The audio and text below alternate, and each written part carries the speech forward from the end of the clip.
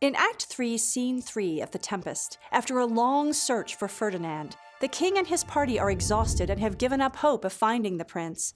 Stopping to rest, Antonio encourages Sebastian to carry out their plan against Alonso tonight. Out of nowhere, music starts and a strange procession of spirits appears carrying a banquet, and Prospero, who's invisible, also arrives to watch. The astounded men wonder if anyone would believe them if they described what they're seeing.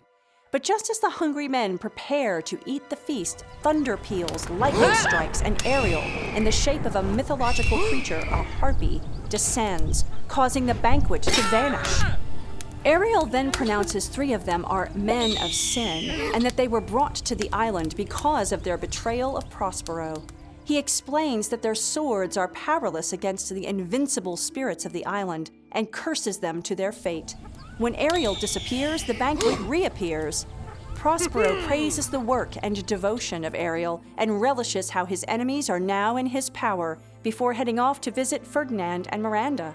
Alonso expresses a sense of guilt for the first time about the action they took against Prospero, but Sebastian and Antonio remain focused on killing Alonso.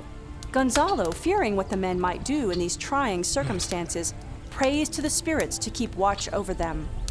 Magic plays an important role in this scene as illusion and reality weave in and out to control and confuse the men. Prospero's plan of exposing the 3 guilty men comes to its climax as Prospero watches excitedly from the sidelines. Ariel does Prospero's bidding, telling the men divine powers are angry at their crime against Prospero and they have caused nature to rise up against them. Here, the symbol of the Tempest appears again, as the mini-tempest that accompanies Ariel brings judgment on the men just as the original Tempest brought them to the island to face their judgment. Shakespeare may be suggesting that supernatural intervention is needed to bring some people to the truth.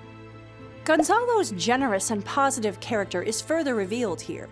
He sees the best in the natural world of the island and compares the kindness and gentleness of these spirits to the less admirable manners of many civilized humans. Gonzalo is not guilty in the exile of Prospero as the other men are, as it was he who helped Prospero to escape and placed his magic books aboard the boat they left in. Unlike Caliban, Ariel throws himself into service to Prospero wholeheartedly and executes it to full effect, trusting that the promised freedom from Prospero is coming.